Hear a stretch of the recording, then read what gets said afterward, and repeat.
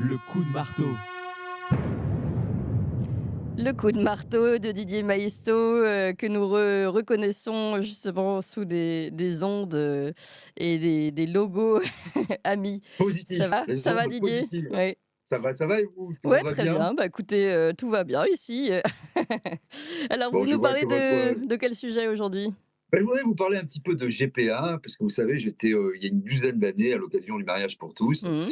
j'avais fait pas mal d'éditos, dans la presse. À l'époque, je m'occupais d'un journal qui s'appelait Lyon Capitale, Oui. et j'avais fait quelques sorties, médiatiques, je m'étais fait taper sur les doigts, hein, parce qu'on m'avait dit: «Mais qu'est-ce qu'il raconte? Oiseau de mauvais augure, il est contre le mariage pour tous» et cetera. Pas du tout. Ça m'indifférait, pour être honnête, complètement, mais j'avais dit: «Attention, ce qui se joue, c'est la filiation, et surtout ce qui se joue, c'est la GPA, la gestation pour autrui». Je Ouais. rappelle quand même qu'à l'époque, j'avais eu, notamment une vive polémique avec, monsieur Berger, qui avait dit, et je l'avais interpellé sur le sujet, mais il y a bien les ouvriers qui louent leurs bras, il faut que les femmes louent leur ventre.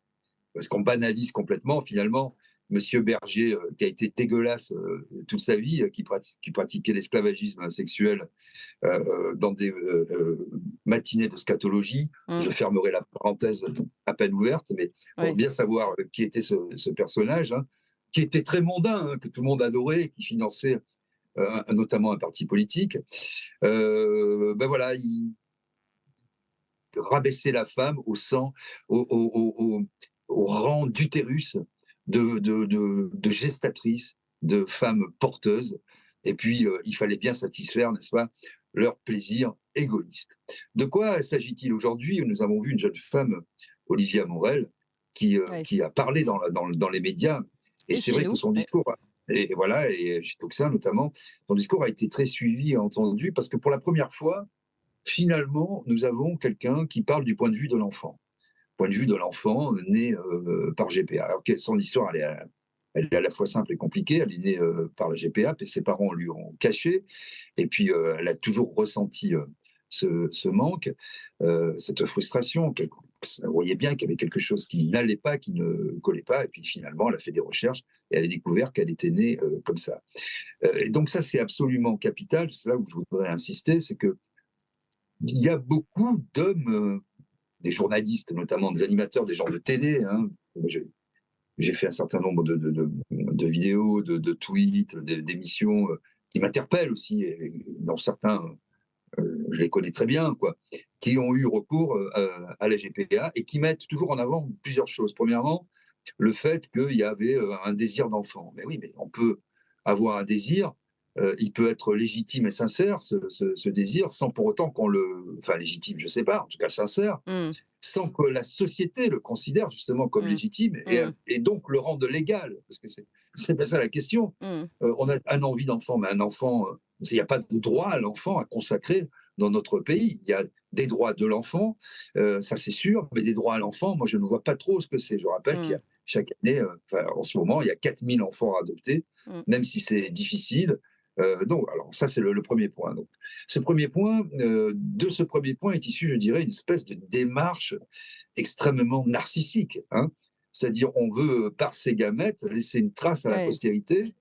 Et c'est pas simplement avoir un enfant, c'est que cet enfant est un peu nos traits, quoi, hein. Il faut qu'il nous ressemble, et il faut que la femme à qui on va l'arracher, qu'il a porté 9 mois, disparaisse de la photo. Ça me fait évidemment penser, ça nous amène à la transition de l'homophobie, quand Marion Maréchal a été vilipendée parce qu'elle a dit: «Où est la maman?» Oui. C'est pas un problème d'homophobie, où est la maman? C'est où est la maman? Je rappelle quand même que la GPA, c'est 70% de couples hétérosexuels qui ont recours, contre à peine 30% de couples homosexuels. C'est pas un problème d'homosexualité. C'est que, qu'on le veuille ou non, pour faire un enfant, il faut des gamètes, il faut des spermatozoïdes, il faut des ovules et il faut une femme. Mmh. Et de dire aujourd'hui, comme ils le font tous, qu'il n'y a pas de lien génétique, donc c'est comme si c'était rien passé, et que on nie complètement ce qui se passe dans la relation qui se passe dans le corps d'une femme, avec, Mmh. qui la lie à son enfant, etc. On la nie complètement. On parle du quatrième trimestre de grossesse, souvent. quatrième trimestre, c'est justement pour continuer ce lien. Parce que la naissance, c'est quelque chose d'extraordinaire. Il y a des liens qui se créent avec l'enfant. On ne peut pas effacer de la photo. Dernier point, je dirais, c'est on nous vend aujourd'hui une GPA qui serait éthique. Comme si, alors c'est encore pire, parce qu'il y a des femmes, on dit, ben, oh là là, non, elles sont sélectionnées sur le catalogue, elles ne sont pas trop pauvres. Oui, ça c'est la Et c'est défense de éthique parce Christophe que, Beaugrand, oui. Oui, oui, voilà, elle va toucher pas trop d'argent, etc. Mais c'est encore pire. Ça veut dire qu'on va débourser, dans le cas des États-Unis, plutôt 150 000 jusqu'à 200 000 euros pour avoir un enfant qu'on peut choisir sur catalogue. Hein. oui. Attention, hein, La avec des couleur des yeux, caractéristiques, le sexe, la couleur des oui. yeux, le CV de Alors la là, l'eugénisme maman, dans ce cas-là, ça leur pose pas de problème visiblement. ça leur pose Mmh. aucun problème. Hein.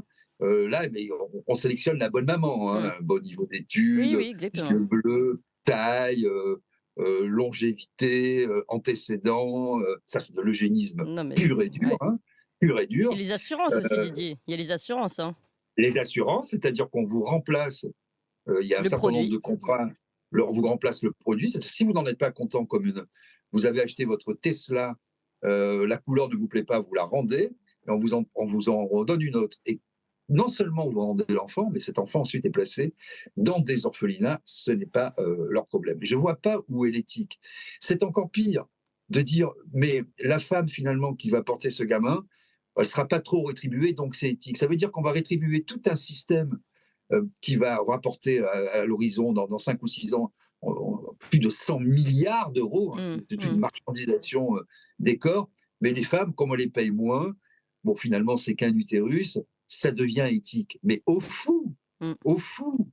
Et donc, il est important, c'est pour ça que je pousse un peu ce coup de gueule, mais ce n'est pas nouveau, d'interdire absolument la GPA sous toutes les formes que ce soit. Il n'y a pas de GPA éthique.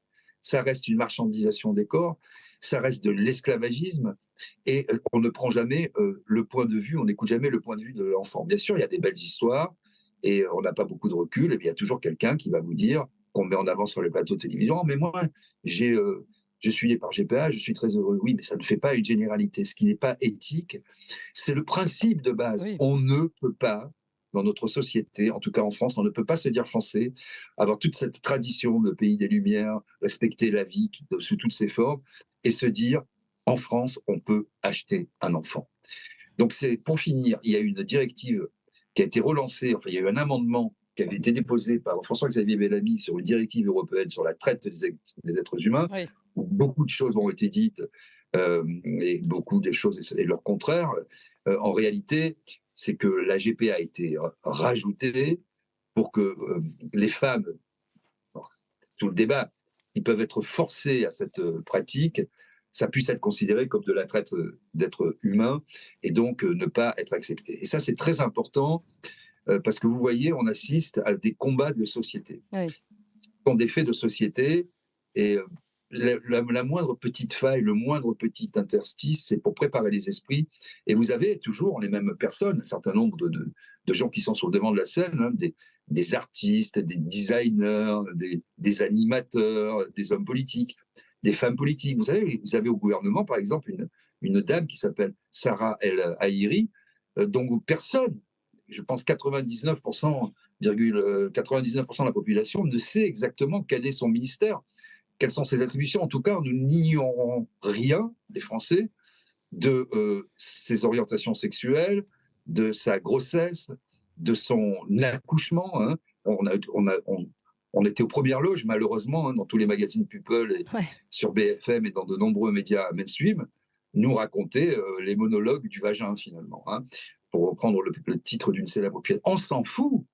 Je veux dire, les Français sont suffisamment tolérants, les mœurs sont suffisamment, on est Libéré. suffisamment Oui. souple Mmh. de ce point de vue, pour qu'on arrête de nous faire du prosélytisme, non pas au nom de la lutte contre l'homophobie et de la liberté sexuelle, ce qui est un biais absolument dégueulasse, parce on vous incrimine. Dès que vous dites quelque chose, on dit « Ah, mais tu es homophobe, tu es rétrograde ». Non, non, non. C'est juste ce qu'on veut, c'est qu'on ne puisse pas acheter des enfants, ni en France, ni en Europe, ni partout dans le monde. Oui, Parce tant qu'à faire. qu'aujourd'hui, non, parce qu'aujourd'hui, vous avez eu, c'est illégal, c'est interdit, mais beaucoup vont en Ukraine, Oui, ils aux réussissent à États-Unis. légaliser les papiers, oui, de l'enfant. Aujourd'hui, vous avez des centres, c'est-à-dire même, et même en Chine, vous le faites par la poste. Mmh. C'est-à-dire que vous envoyez vos gamètes, hein, et puis quelques semaines après, hop, quelques mois après, plutôt, vous avez un enfant. Mmh. Et c'est pas votre problème. Vous payez, vous envoyez votre sperme Mmh. et vous récupérez un enfant parce que vous avez coché toutes les cases. Mais Mmh. on est où là? Ouais. C'est ça qu'il faut bien mettre en avant. Le lien de la mère à l'enfant, il est irremplaçable et on ne peut pas gommer. On peut mettre tous les faire-part qu'on veut, faire des photos arty, dire c'est sympa, il y a de l'amour autour, etc. La mère, euh, la mère, elle a des droits. La mère biologique, elle cède des droits, mais ça reste la mère de l'enfant. Et on ne peut pas concevoir un enfant Bien sûr. sans une maman. Mmh. Et moi, je ne vais pas plus loin, je ne dis pas un enfant a besoin des deux sexes, je n'entre pas dans ce genre de débat, c'est pas mon sujet. Je dis qu'on ne peut juste pas prendre les femmes pour des esclaves, Mmh. qu'on n'a aucun droit à l'enfant et qu'on ne peut pas s'acheter d'enfant parce que c'est une monstruosité. Voilà Ouais. ce que je voulais dire ce matin, surtout que ça. Vous avez bien fait, Didier Maisto, de passer ce coup de gueule. Et finalement, moi, j'ai l'impression que tout ça relève même d'un problème plus général, hein. C'est on casse les liens, tous les liens familiaux, finalement, tous les enracinements, qu'on soit enraciné à une famille, à son patrimoine, à son histoire ou à une terre, pourquoi pas. Et bien voilà, tout ça, à chaque fois, il faut le casser. Ça permet Et vous de savez, mieux vendre son je produit. peux rajouter un petit mot, c'est que la nature humaine est ainsi faite, on peut toujours expliquer le comment, hein, comment les cellules s'organisent entre Mmh, elles, une mmh. cellule plus une cellule, ça fait de l'ADN, ce qu'est l'ARN. On peut expliquer beaucoup de choses et de plus en plus, parce que la médecine Oui. et la science fait énormément de progrès. On ne peut pas expliquer le pourquoi et c'est tant mieux. Mmh. Et de jouer comme Monsieur Alexandre, par exemple, le docteur Alexandre, je ne sais pas Oui, oui. docteur de quoi il est, mais en tout cas, tous ces transhumanistes Laurent un peu Alexandre, fous, oui. ces docteurs Folamour, là, c'est dingue. Hein. Mmh.